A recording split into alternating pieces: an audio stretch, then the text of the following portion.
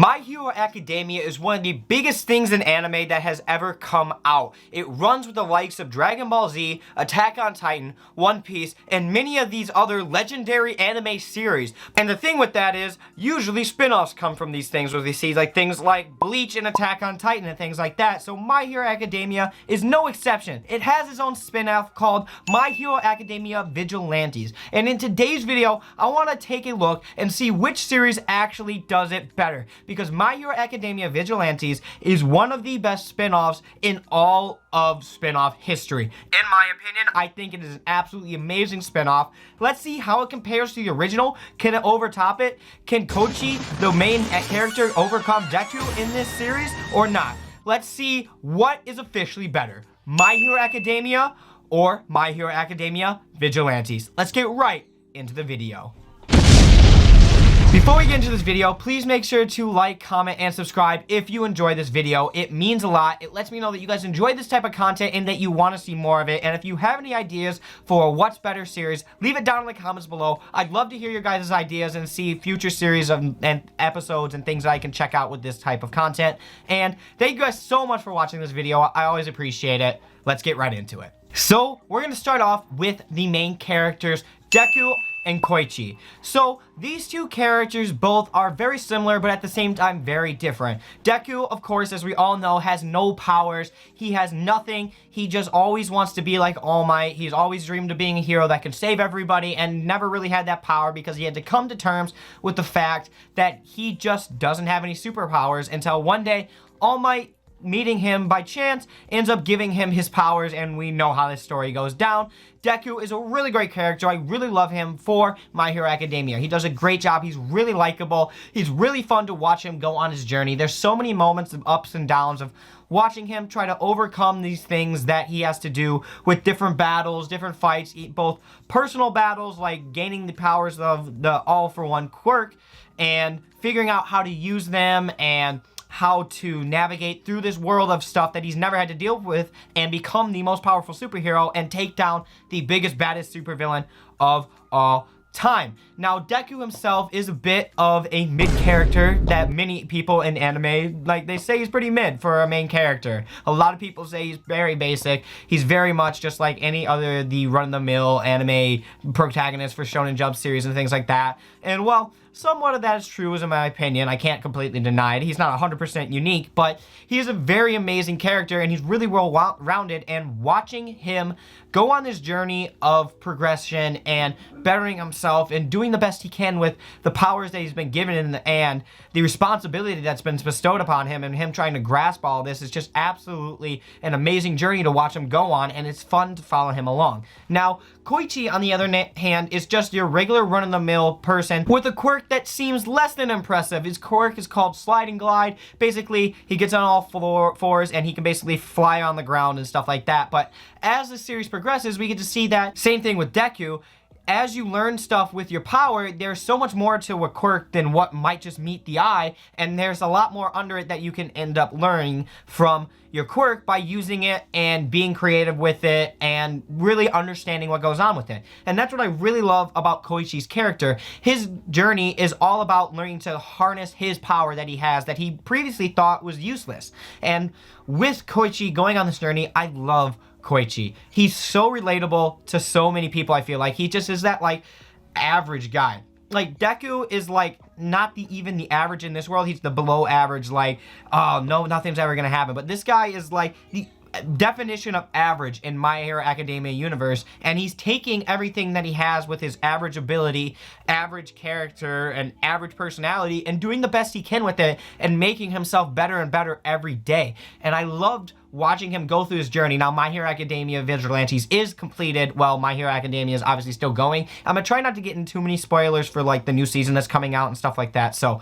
keep that in mind. I'll probably be spoiling stuff before the new season, but I'm trying to keep that out of here so I don't actually ruin this season for everybody. Koichi is absolutely such a fun character to follow along with, and it's really hard to pick between Deku and Koichi, but if I really had to pick one character I'd follow until the end, and I'm gonna have to pick Koichi. Even though I've already seen his journey to the end, I love him as a character. He is like such a good main character essence for him. He just has like this run-of-the-mill job. He's like at this dead-end point in his life where he doesn't really know what he wants to do. He has a dream. He wants to achieve it, but he doesn't really know how to because he just feels stuck in this world where he doesn't really feel like his talents are really needed or special to where it would even be worth trying to get into his field of becoming a superhero. So he ends up trying to become a vigilante after meeting his mentor, Knuckle Duster, and going on that journey is just so amazing to watch him follow along with. And I love Deku's journey, and that's not to take anything away from My Hero Academia and how amazing Deku is,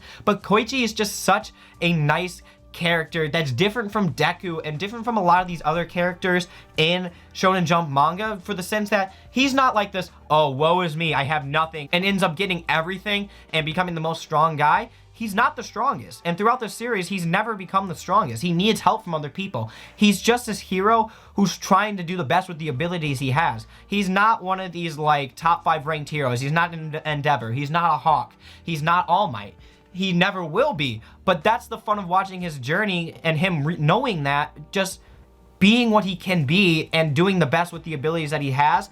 I absolutely love his character, his progression, and everything that he goes on as a person so very much. So round 1 is gonna go to Vigilantes. Let's get on to round 2. For this category, we are going to be getting into the side characters. Now, with these side characters, I'm not going to be covering the characters that are in both of them. Obviously, they're the same, so I'm not going to be doing that like Eraserhead or any other character like that goes into both things, Fat Gum and other characters that are involved in both of these series, because My Hero Academia Vigilantes is actually a prequel to My Hero Academia. It's not like they lead into it on one another necessarily. It's just what happened while All Might was still undercover before Deku ended up getting on the scene and things like this. So with that, I'm not going to be covering the crossover characters like that, except All Might, just because All Might and Knuckle Duster are the 2 mentors of the different series, so I feel like that's important enough to cover. And speaking of them, we'll start with those 2. Between All Might and Knuckle Duster, I'm gonna have to give it to All Might. I love Knuckle Duster, but he's like a cocky Batman.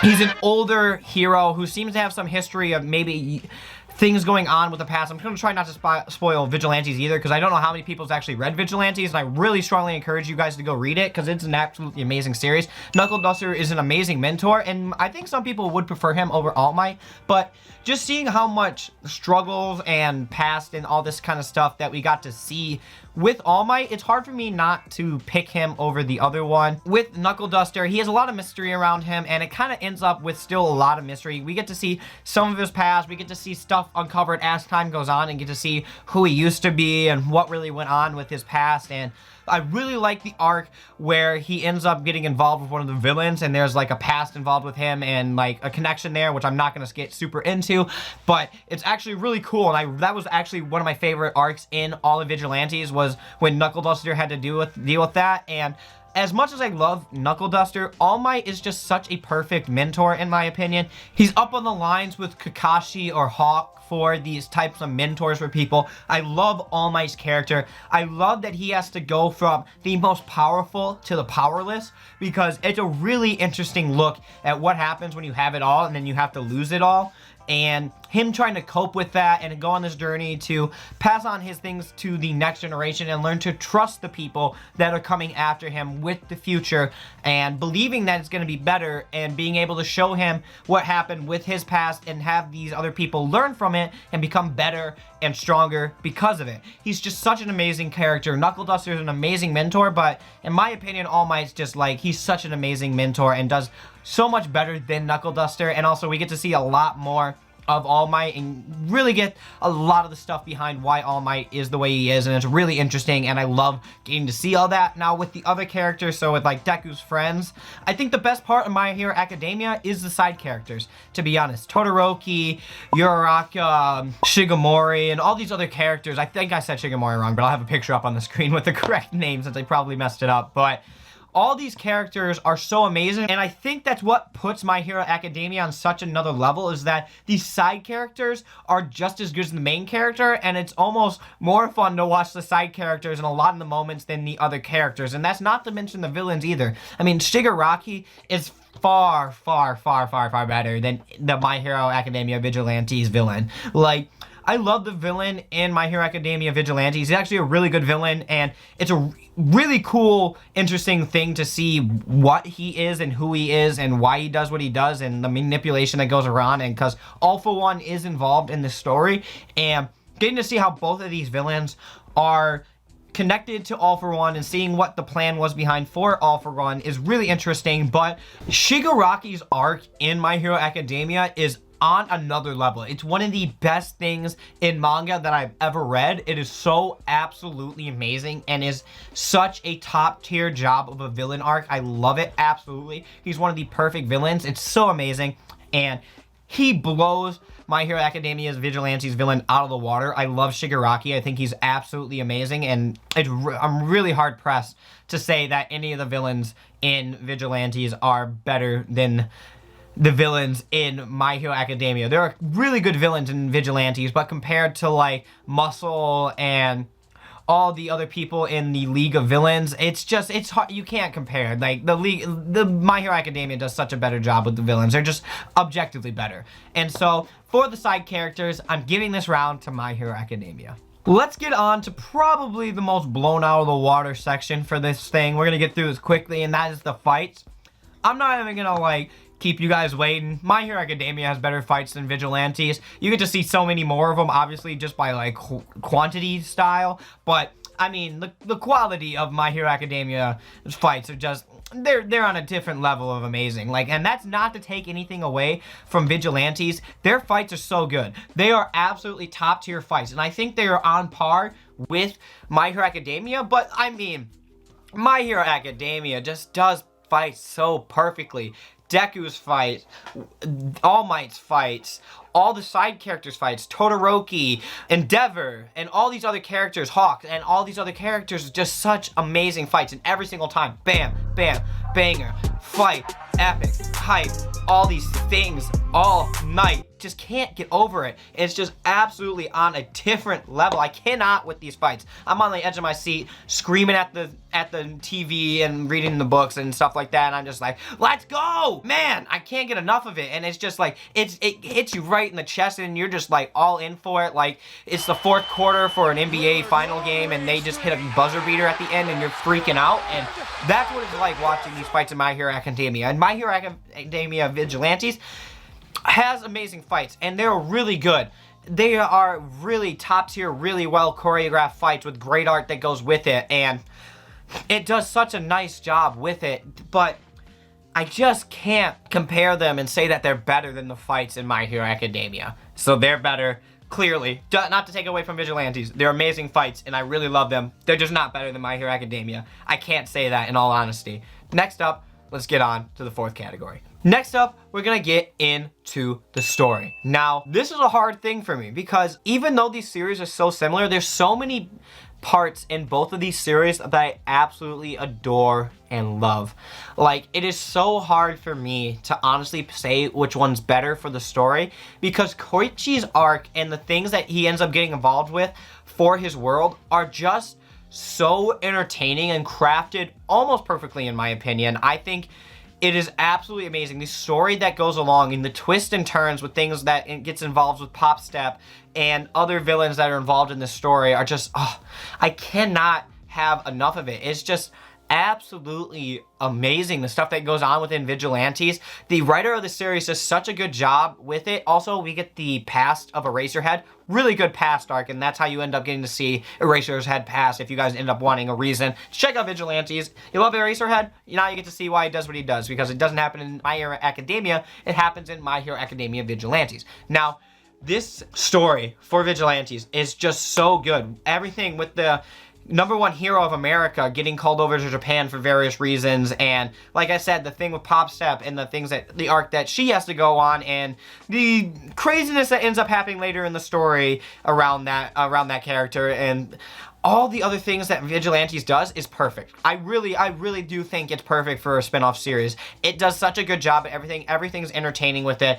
Everything's so good with it. Everything wraps together perfectly. The pacing's very nice, and I love it so much. Now, My Hero Academia, on the other hand, is such an amazing series as well, and it's so hard for me to compare, honestly, because you have so much more with My Hero Academia. You get a lot more of the story, so you get a lot more of it fleshed out, and that feels like, obviously, there's an advantage to that. But if I had to pick a story, I'm gonna honestly say that these stories are a tie for me. I think Shigaraki has a better villain arc than the other one, obviously. But Koichi's story and the things that get involved around with these side characters, I just don't think that you can go through My Hero Academia without getting involved with Vigilantes for getting the full story. I really think that Vigilantes is necessary to understand the full context of the world of getting it set up for My Hero Academia. And I think you're doing yourself a disservice by skipping it and just going to My Hero Academia. Well, again, it's not necessary. In my opinion, I feel like it is, and I feel like if you love My Hero Academia, you need to get into Vigilantes to understand and really appreciate what this world has become and why it's become the way it is, and getting to see the more underbelly side of academia and get to see vigilantes, people who don't have their hero license but are doing hero work anyway, and getting to see how that works and more of the Batman side of My Hero Academia, which I absolutely love and adore, and it's not something we're really getting in this except for this new stuff that's coming out with the new chapters, obviously, and I'm not going to get into all that again for spoilers. What we've seen so far, I really think that you should check out My Hero Academia Vigilantes. So for the story, I'm giving it a tie. I really think that you should check out both of these, and I do think it's necessary to read both of these because you're doing yourself a disservice, in all honesty, by skipping Vigilante's story, because you will love it. I promise you, if you love My Hero Academia, you're going to love everything that My Hero Academia Vigilantes has to do with the story, and it's so cool to see how this world gets set up for the world of All Might's fall and Deku's rise. Now, we're going to get on to the last category. For the last category, we're going to see what ties all these elements together. And like I said in the last little bit, Vigilantes does tie everything together almost perfectly. I really do. I think Koichi's arc, Koichi's storyline, Koichi's progression as a hero, and all the side characters that are involved in Vigilantes, getting to see Eraser's head pass, getting to see the progression that Pop Step goes on, and getting to see all these characters become what they are and learn from their mistakes and become these better people, I think is done almost perfectly. Now, My Hero Academia, on the other hand, does the same thing almost perfectly.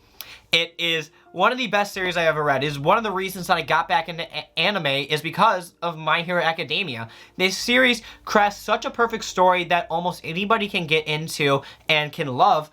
And it is done for such a wide audience, but it doesn't miss out on any of like the really in-depth anime watchers or the complete total noobs and the dub watchers like myself. My Hero Academia is a series that anybody can fall in love with if you give it a chance, an honest go. And I know some people hate My Hero Academia because they say it's mid or whatever, but honestly, I think they're missing out. I think My Hero Academia is one of the best entry-level animes and one of the best deep level animes that you can watch. Like, there's so much that goes on with this that makes it such a perfect shonen series. And Deku, All Might, Todoroki, Bakugo, as much as I hate Bakugo, he is amazing. Shigaraki, All For One, in both Vigilantes and in My Hero Academia, does such a perfect job. And My Hero Academia is on the S tier level of anime, in my opinion. I think the influence and spread from everything from the art, character stories, and everything involved with My Hero Academia is pristine condition anime. It is just elite level kind of stuff. So I love Vigilantes. I think it's necessary to read for everything to do with My Hero Academia. If you love My Hero Academia, if you even like My Hero Academia, check out Vigilantes because you are doing yourself a disservice by not reading that section and get to see what happened before the fall of All Might and the things involved with that. But I'm going to have to say overall, My Hero Academia is the perfect almost perfect shonen series. And you can argue Naruto and Black Clover and One Piece and all these other series involved with it, but My Hero Academia has to be in the conversation because it does everything in shonen almost perfectly by making all these characters lovable and the action great and the art on another level, top tier art, one of the best arts and action scenes and memorable moments and cry factors and fun and hype. It does everything so well on a different level that it's just an amazing series, and honestly it is better than Vigilantes. The spinoff does a great job and gives it a run for its money. I think it's a lot closer than people might think it is, but obviously I think My Hero Academia is going to come out on top. It is just that elite of a series. But anyway, guys, what do you think about it? Do you agree with me? Do you disagree with me? What do you guys think? Leave it down in the comments below. I'd love to have a discussion with you guys about what you think is better. If you guys think My Hero Academia is mid, if you hate Deku, if you hate Kochi, if you hate My Hero Academia Vigilantes, let me know in the comments down below. I'd love to have a conversation with you guys about it. But anyway, guys, thank you so much for watching. Please make sure to like, comment, subscribe if you feel that I deserve it. And as always, I will see you in another video.